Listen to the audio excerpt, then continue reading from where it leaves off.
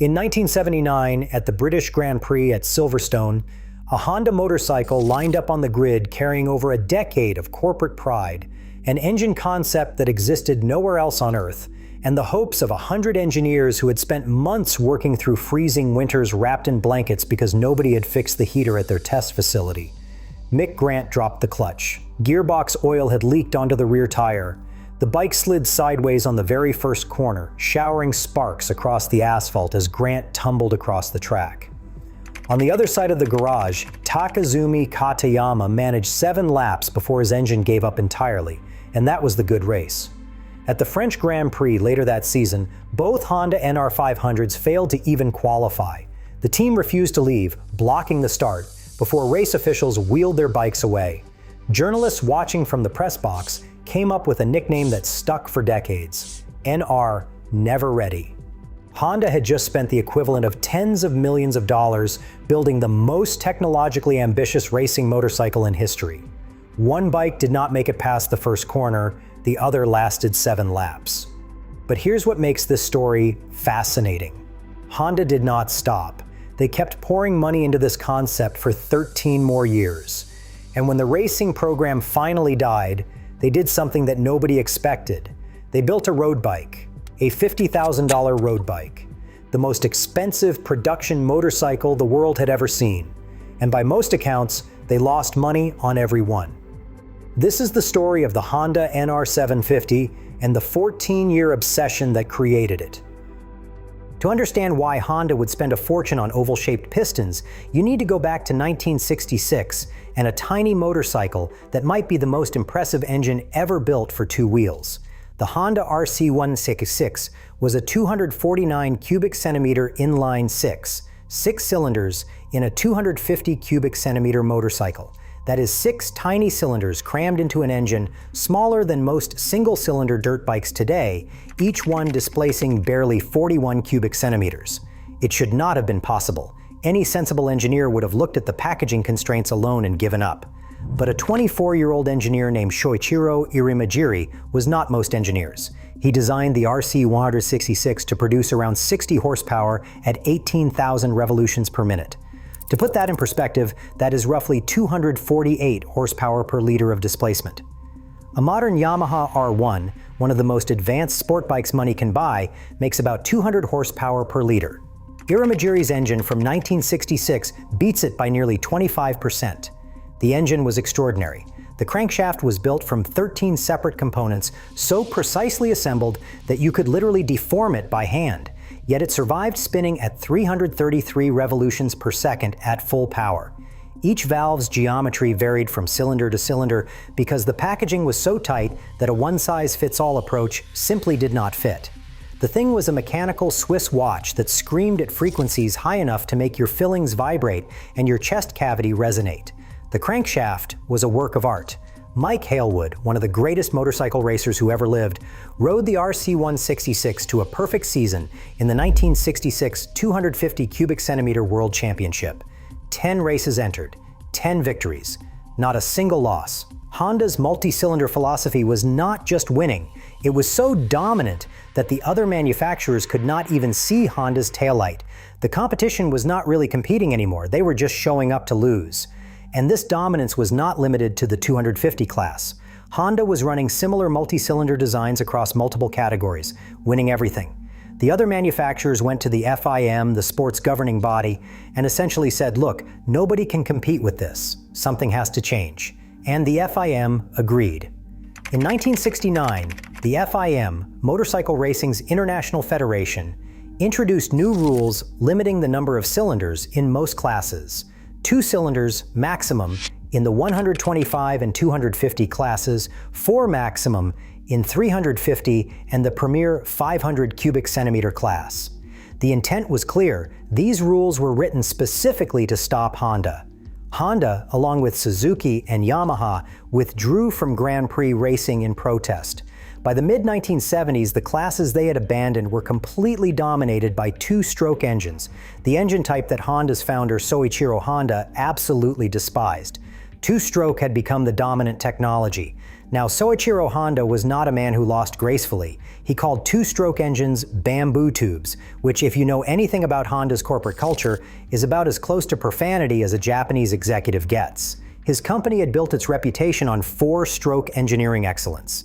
The idea that lightweight, oil-burning two-strokes were winning everything Honda had abandoned was not something the old man was willing to accept. So when Honda announced in November 1977 that they were returning to 500 cubic centimeter Grand Prix racing, there was never any question about what kind of engine they would build. It would be a four-stroke. Corporate DNA demanded it. The problem was that the FIM's four-cylinder limit meant Honda needed to find 20,000 or more revolutions per minute from just four cylinders to match two-stroke power. And conventional pistons simply cannot survive those kinds of speeds. This is where the story gets wild. Honda's solution was one of the most audacious engineering concepts in motorsport history. They would build oval-shaped pistons, not round, oval. Each piston would have 8 valves instead of the normal 4 and 2 connecting rods instead of 1. Essentially, they were building a V8 engine disguised as a V4 to comply with the rules. More valve area meant more fuel and air flowing in, which meant more power without exceeding the cylinder count limit. Honda assigned approximately 100 engineers to what they called the NR project. NR stood for New Racing. The annual budget was around 3 billion yen. The people leading this effort tell the story of what corporate ambition looks like when it is filtered through young engineers' passion. Takeo Fukui led the project. He was serious, methodical, and believed in the concept deeply enough to stake his career on it. He would later become Honda's chief executive officer, which tells you something about how Honda viewed this project internally, even after everything that happened. Toshimitsu Yoshimura designed the engine. He was only in his 6th year at Honda. Suguru Kanazawa served as engine chief. These guys worked through winter at Honda's test facility at Nasu Heights, and the conditions were miserable. They were literally wrapped in blankets because the heater was not working. But they kept going because they believed they were building something that had never existed before, and they were right about that part.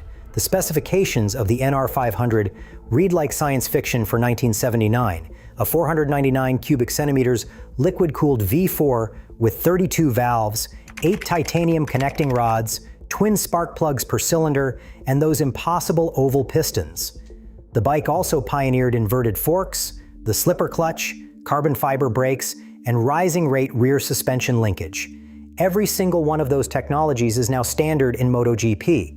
The NR500 was building the future. It just could not win in the present.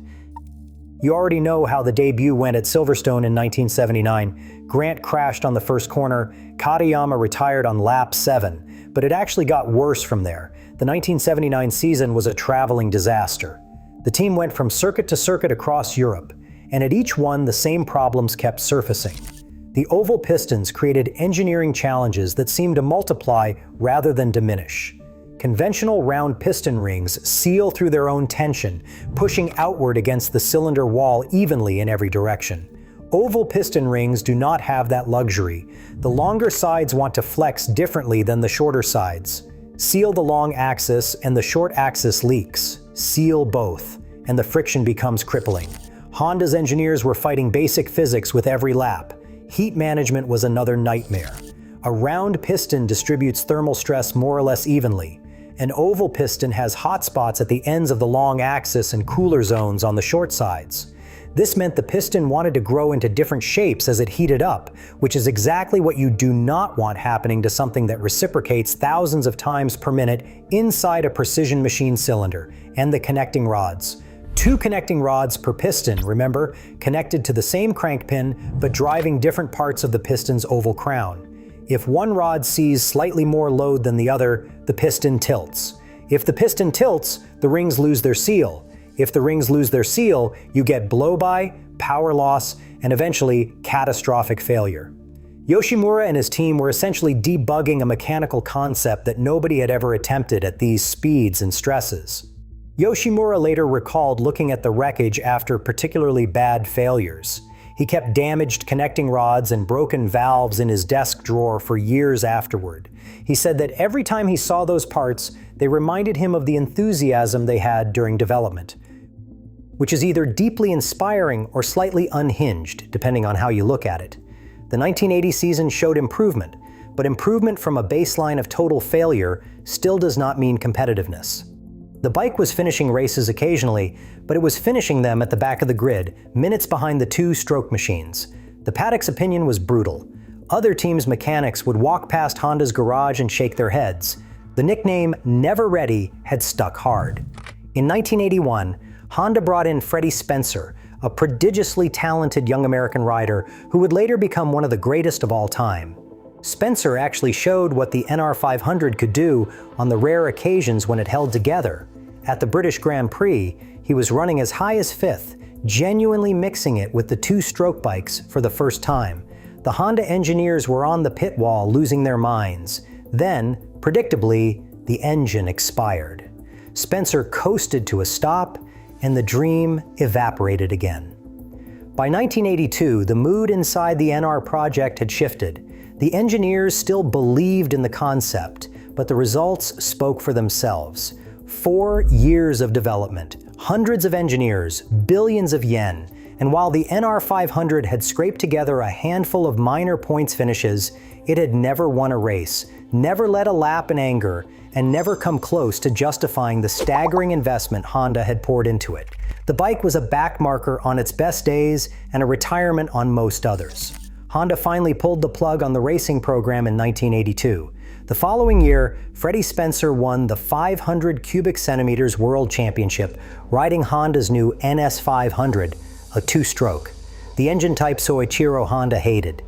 The engineers who had spent years on the NR project watched their colleague win on the very technology they had been trying to defeat. That should have been the end of the story. Any rational company would have written off the losses, learned what they could, and moved on.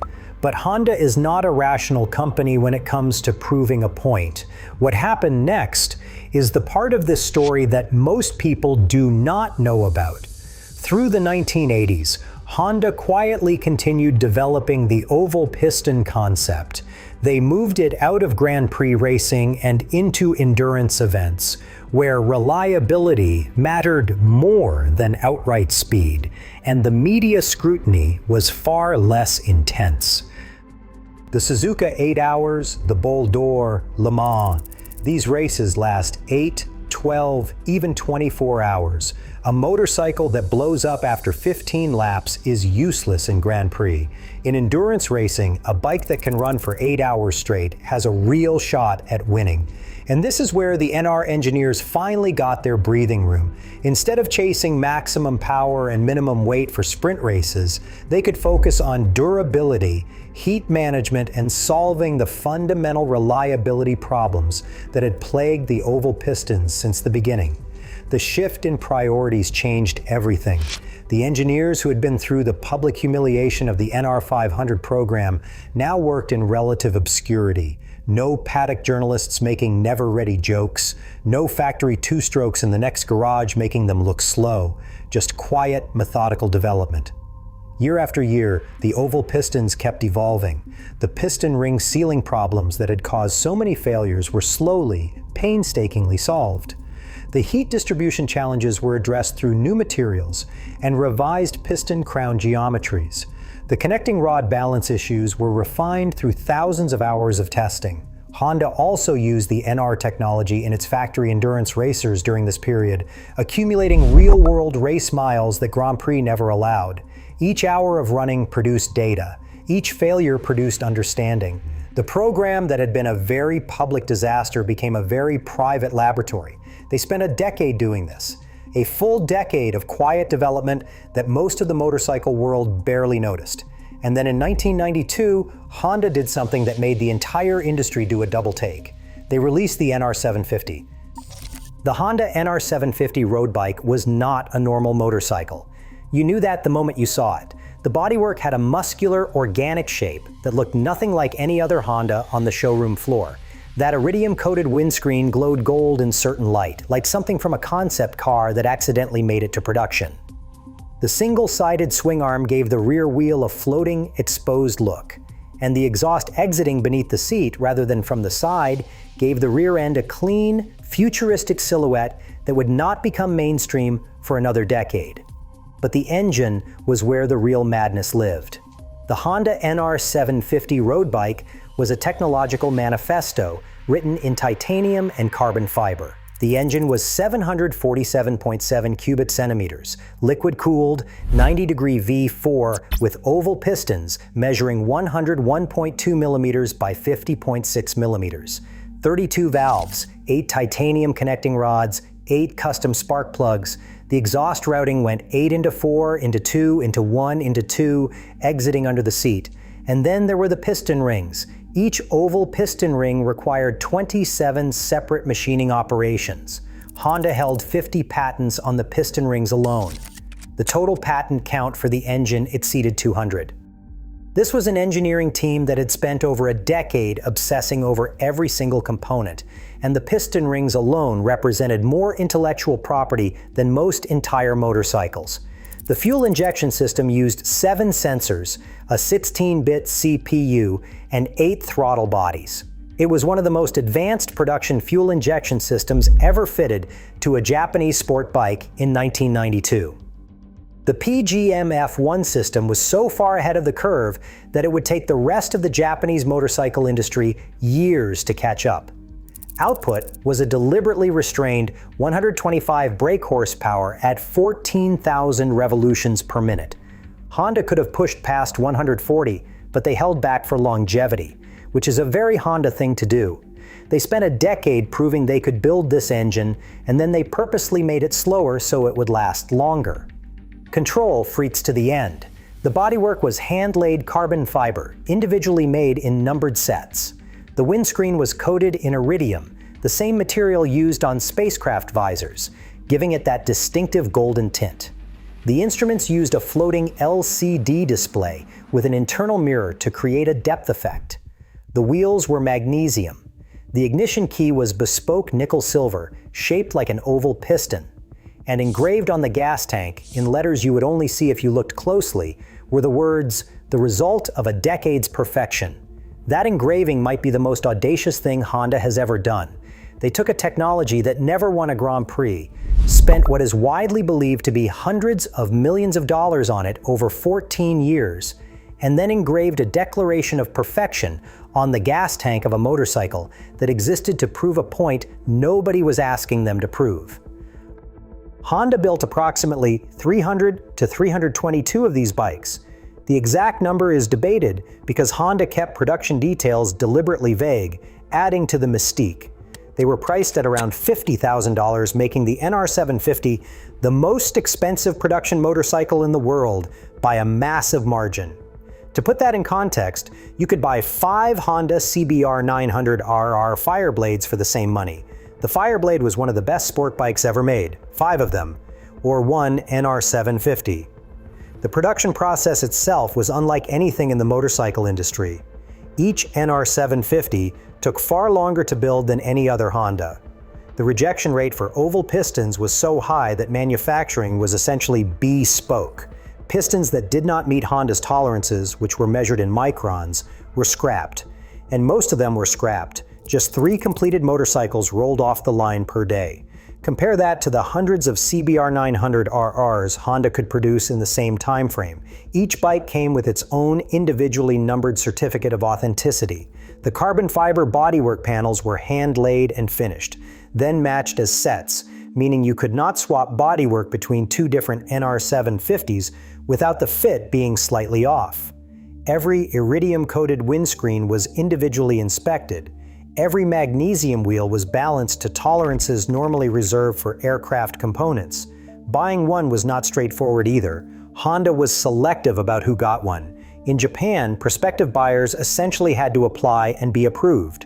In some markets, you needed an existing relationship with the dealer. Honda did not want these sitting in garages as investments. They wanted them ridden. Of course, at $50,000, most buyers put them in garages as investments anyway. And here is the part that really gets me. By most accounts, Honda lost money on every unit sold. At $50,000 a bike, the most expensive motorcycle in the world, they were still losing money. The actual cost of manufacturing each NR750 with its hand-built engine, bespoke carbon fiber, and aerospace-grade componentry is widely believed to have exceeded its sale price. Every bike that left the factory likely took a piece of Honda's balance sheet with it. So why do it? Why build 300 motorcycles at a loss after spending 14 years and hundreds of millions on a technology that never won a race? Because this was never really about the money. It was never even really about the motorcycle. The NR750 was Honda proving to themselves, to the racing world, and to the memory of Soichiro Honda that the oval piston concept worked, that they had not been wrong, that 14 years of effort and humiliation had produced something extraordinary, even if it could never be commercially justified. It was the most expensive "I told you so" in motorcycle history. And the wild thing is, the NR program actually influenced everything that came after it. Massimo Tamburini, widely considered one of the greatest motorcycle designers who ever lived, openly acknowledged that the NR750 directly inspired his Ducati 916. The 916's signature underseat exhaust and single-sided swing arm both trace their lineage back to Honda's oval piston road bike. And the Ducati 916 is not just any motorcycle. It is frequently called the most beautiful motorcycle ever made. It was exhibited at the Guggenheim Museum in a show called The Art of the Motorcycle. Its design influenced an entire generation of sport bikes, and its DNA connects straight back to the NR750, the bike that Honda's accountants probably wished had never been born. Beyond aesthetics, the technologies that Honda pioneered during the NR program became industry standard. Inverted forks, slipper clutches, carbon fiber components, advanced fuel injection, rising rate rear suspension. These features appear on virtually every modern sport bike you can buy today. Walk into any dealership, point at any sport or super sport motorcycle on the floor, and you are looking at technology that was first tested on a bike that never finished a competitive race. The NR500 was the most expensive failure in motorcycle racing history, and yet, if you removed every technology it pioneered from the modern motorcycle landscape, you would not recognize a modern sport bike. The bike that could not win shaped the bikes that did. And here is one more layer of irony. When MotoGP rewrote its technical regulations in the mid-2000s, they defined cylinder geometry in ways that effectively rule out oval pistons. The rules now specify bore and stroke dimensions that assume round cylinders. Whether this was specifically aimed at Honda's old concept or just a byproduct of standardization is debatable. But the end result is the same. The technology that Honda spent 14 years and a fortune developing can never be used in Grand Prix racing again. The oval piston is a technological dead end that shaped everything around it. Today, the Honda NR750 commands between $100,000 and $140,000 or more at auction. Some pristine, low-mileage examples have changed hands for significantly higher. The motorcycle that Honda could not sell at $50,000, the one they reportedly lost money on with every unit, is now worth 2 to 3 times its original price. Collectors fight over them, museums display them, and every few years one comes up for sale and makes headlines in the motorcycle press all over again. Takeo Fukui, the man who led the NR500 project through its darkest days, went on to become Honda's chief executive officer. The project that could have ended his career instead defined it. The lesson Honda took away was not that the NR was a failure. The lesson was that the pursuit mattered more than the result. Toshimitsu Yoshimura, the young engineer who wept at the French Grand Prix in 1979, who kept broken engine parts in his desk drawer as a reminder of what they had been through, lived to see the technology he helped create become the foundation for modern motorcycle engineering. The parts that broke at Silverstone and Le Castellet became the parts that changed an industry. The Honda NR750 is the most over-engineered motorcycle ever built. Not because the engineering was unnecessary, but because it was taken to a place so far beyond what was practical, so far beyond what could ever make financial sense, that it crossed the line from product development into something closer to art, or obsession, or corporate therapy, maybe all three. By some estimates, Honda poured hundreds of millions of dollars over 14 years into a technology born from spite, sustained by pride, and vindicated by history. They built a motorcycle that was simultaneously their greatest failure and their greatest achievement. A machine so beautifully, impossibly, irrationally over-engineered that it exists as a monument to what happens when the world's largest motorcycle company decides it would rather lose hundreds of millions of dollars than admit it was wrong about an engine concept. Any other motorcycle company on Earth would have written off the NR500 as a bad investment and moved on. Any sane boardroom would have looked at the numbers, calculated the losses, and quietly closed the program. Honda did the opposite. They doubled down, spent a decade in the shadows, and then built 300 road bikes at a loss just to prove the technology worked. Not because anyone asked them to, not because there was a market demanding oval piston street bikes. Because somewhere in Honda's engineering DNA, there is a gene that simply will not accept defeat on a technical challenge, regardless of what the accountants have to say about it. And they engraved it on the gas tank, just in case you missed the point. Like and subscribe for more stories about the motorcycles, the engineers, and the insane decisions that shape the machines we ride today.